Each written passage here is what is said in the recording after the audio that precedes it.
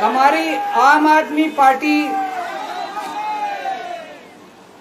एक छोटी सी पार्टी है, 2 राज्यों के अंदर है, अभी 10 साल पुरानी पार्टी है। हमारी पार्टी को कुचलने में, खत्म करने में प्रधानमंत्री जी ने कोई कसर नहीं छोड़ी। एक साथ हमारी पार्टी के 4 टॉप के नेता जेल भेज दिए एक साथ।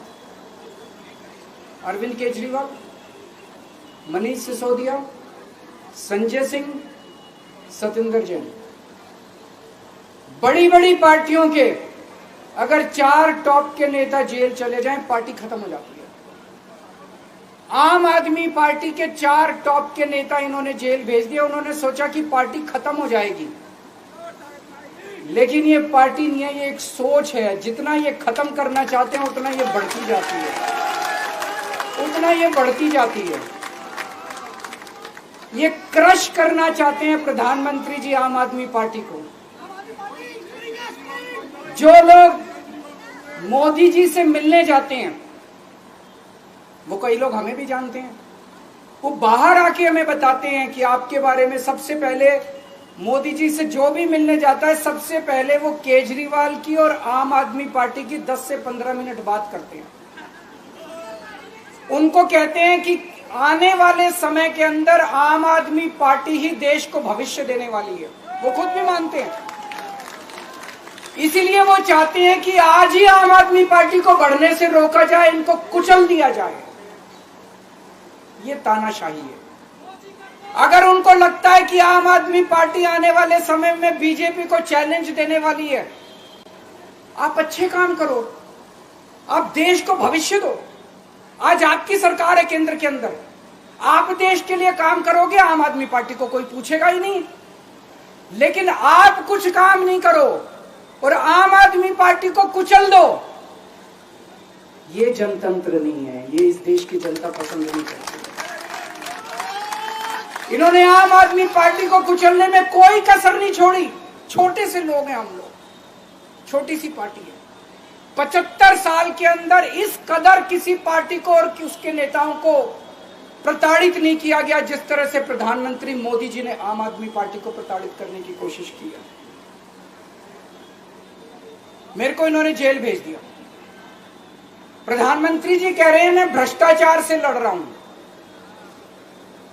देश के सबसे बड़े चोर, उचक्के और डकैतों को इन्होंने अपनी पार्टी में शामिल कर लिया। जिन लोगों को 10 दिन पहले मोदी जी कहते थे 70,000 करोड़ का इसने घोटाला कर दिया, थोड़े दिन के बाद उसी आदमी को अपनी पार्टी में शामिल करके किसी को डिप्टी सीएम बना देते हैं, किसी को मंत्री बना देते हैं और उनके सारे ईडी और सीबीआई के मामले खत्म कर देते हैं और कहते हैं मैं भ्रष्टाचार से लड़ रहा हूं। मैं मोदी जी को कहना चाहता हूं, भ्रष्टाचार से अगर लड़ाई लड़नी है तो केजरीवाल से सीखो। प्रधानमंत्री जी, भ्रष्टाचार के खिलाफ लड़ाई केजरीवाल ने लड़ी है। 2015 में जब दिल्ली में हमारी सरकार बनी थी, हमारे एक मंत्री का एक ऑडियो मेरे पास किसी ने व्हाट्सएप कर दिया। उस ऑडियो में मेरा मंत्री किसी दुकान वाले से 5 लाख रुपए मांग रहा था। किसी मीडिया वाले को नहीं पता था, विपक्ष को नहीं पता था। आप लोगों को याद होगा, मैंने अपने खुद मंत्री को सीबीआई के हवाले कर दिया, जेल भेज दिया था अपने मंत्री को। ये होती है भ्रष्टाचार के खिलाफ लड़ाई। पंजाब के अंदर मेरा एक मंत्री भ्रष्टाचार में, मेरे को पता चला कि वो पैसे मांग रहा है।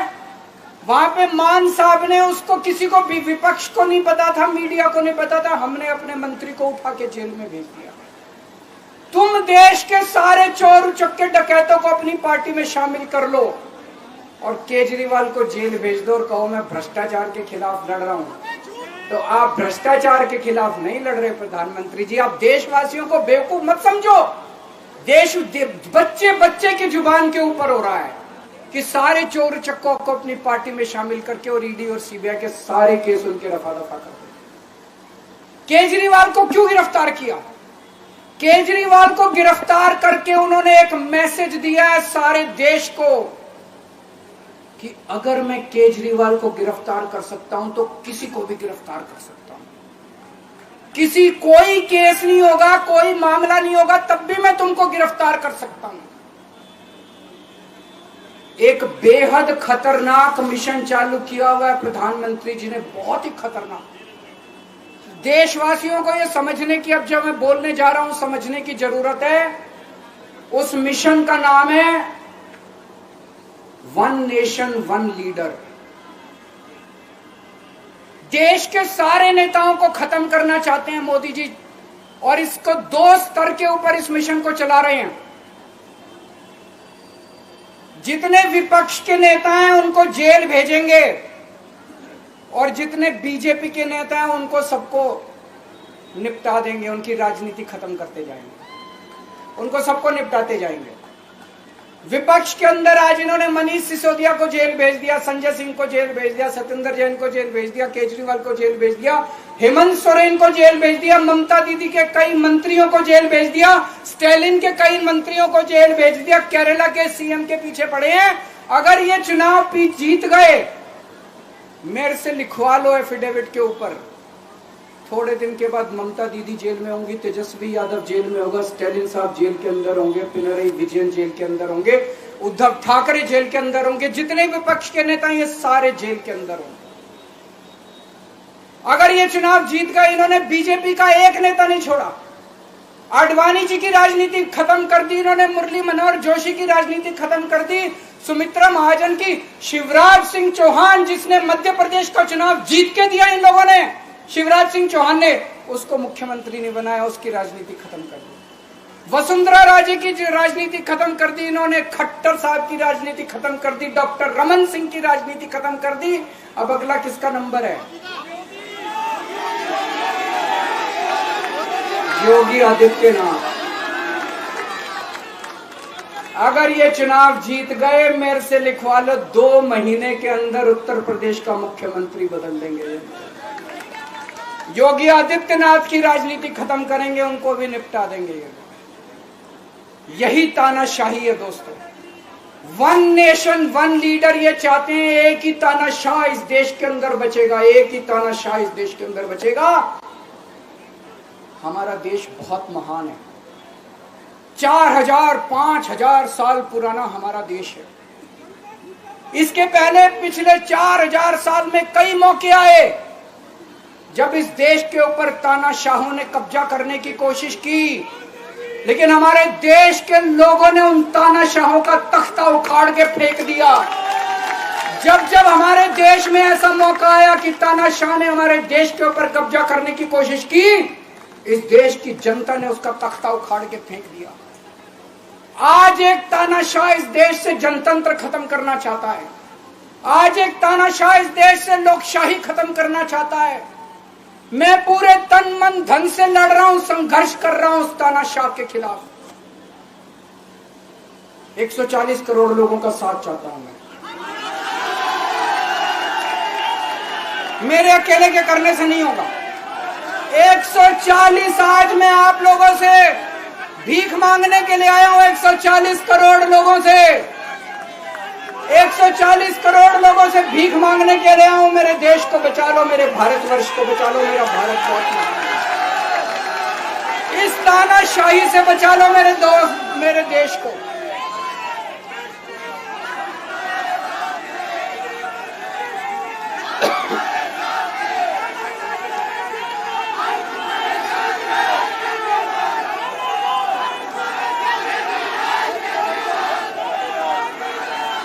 मैं सुप्रीम कोर्ट का बहुत बहुत शुक्रिया अदा करना चाहता हूं।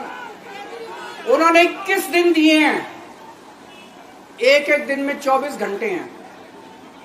मैं एक दिन में 24 में से 36 घंटे काम करूंगा, पूरे देश भर में घूमूंगा इस तानाशाही को रोकने के लिए। दोस्तों, जितनी मेरे अंदर ताकत है, मेरा सब कुछ कुर्बान है देश के लिए। मेरा तन मन धन सब कुछ कुर्बान है मेरे देश के लिए।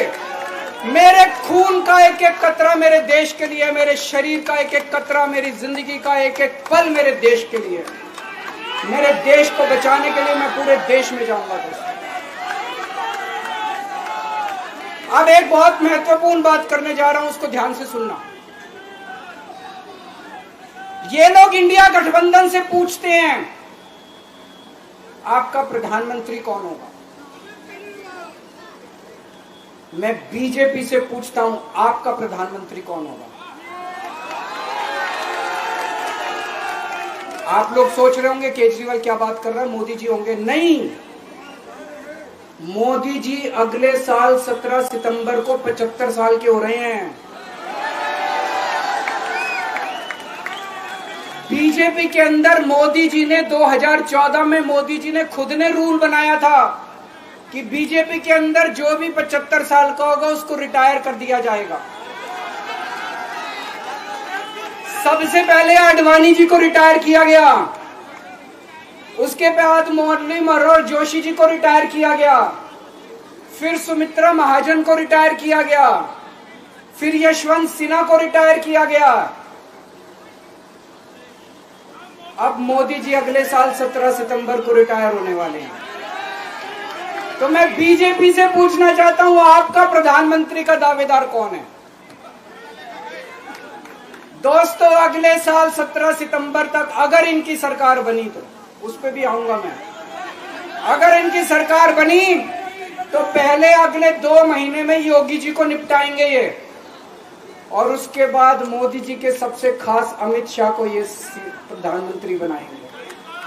तो मैं लोगों को, देश के लोगों को आगाह करना चाहता हूं, मोदी जी अपने लिए वोट नहीं मांग रहे, मोदी जी अमित शाह को प्रधानमंत्री बनाने के लिए वोट मांग रहे हैं। मैं पूछना चाहता हूं मोदी जी से और अमित शाह जी से, ये मोदी की गारंटी पूरी कौन करेगा?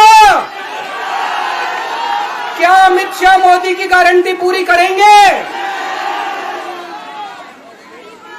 जब आप अगर जो वैसे तो मेरे को लगता है, मैं भी आऊंगा उसके ऊपर, मुझे नहीं लगता इनकी सरकार बन रही है, लेकिन जो बीजेपी को वोट देने जाएं वो ये सोच के जाना कि आप मोदी जी के नाम पे वोट नहीं दे रहे, आप अमित शाह के नाम पे वोट दे रहे।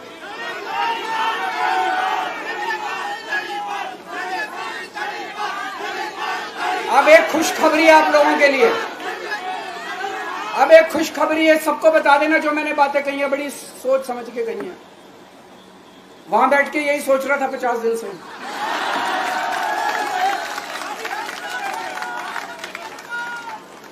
दोस्तों पूरे देश के मेरे को बाहर निकले हुए 20 घंटे हो गए। इन 20 घंटों के अंदर भी मैंने रात भर में जनता से बात कर रहा था, लोगों से फोन कर रहा था।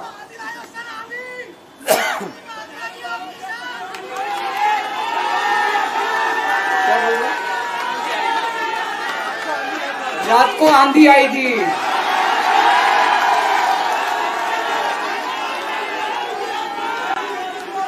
पिछले 20 घंटे में मैंने जो बातचीत करी है, कई बड़े बड़े एक्सपर्ट से बात की, चुनाव विश्लेषकों से बात की, सेफोलॉजिस्ट से बात की, जनता से बात की, फोन पे लोगों से।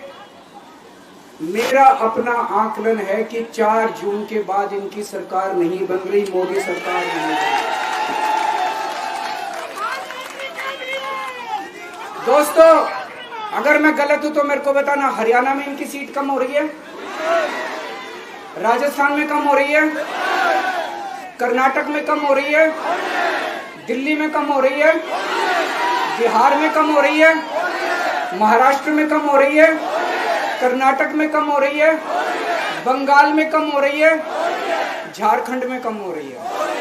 बढ़ कहां रही है? यूपी में कम हो रही है, बढ़ कहां रही है? बड़े एक भी जगह इनकी सीटें नहीं बढ़ रही हैं।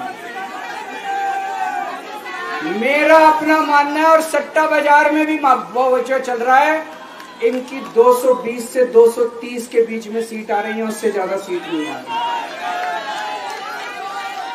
मोदी सरकार नहीं बन रही है, केंद्र में इंडिया गठबंधन की सरकार बन रही है। आम आदमी पार्टी उस सरकार का हिस्सा होगी, दिल्ली को पूर्ण राज्य दिलाएंगे, दिल्ली का एलजी लोगों का एलजी होगा, दिल्ली का एलजी दिल्ली वालों का एलजी होगा। गुजरात से आया हुआ है अभी, दिल्ली के लोगों का एलजी होगा, दिल्ली के लोगों का विकास होगा। एक और पॉइंट है, जब मैं जेल के अंदर था तो कुछ लोगों ने यह मुद्दा उठाया, केजरीवाल सीएम पद से इस्तीफा क्यों नहीं देता। दोस्तों, केजरीवाल को कभी किसी पद का लालच नहीं हुआ। मैं अब मंत्री, मुख्यमंत्री, प्रधानमंत्री ये सब बनने नहीं आया। इनकम टैक्स में कमिश्नर की नौकरी करता था। कमिश्नर की नौकरी छोड़ के दिल्ली की झुग्गियों के अंदर 1 नहीं, 2 नहीं, 3 नहीं, 10 साल तक मैंने दिल्ली की झुग्गियों के अंदर काम किया है, सुंदर नगरी और नंदनगर की झुग्गियों के अंदर, इनकम टैक्स कमिश्नर की नौकरी छोड़ के। जब मेरे को दिल्ली की जनता ने पहली बार सीएम बनाया, असूलों के ऊपर 49 दिन के अंदर सीएम पद से इस्तीफा दे दिया था।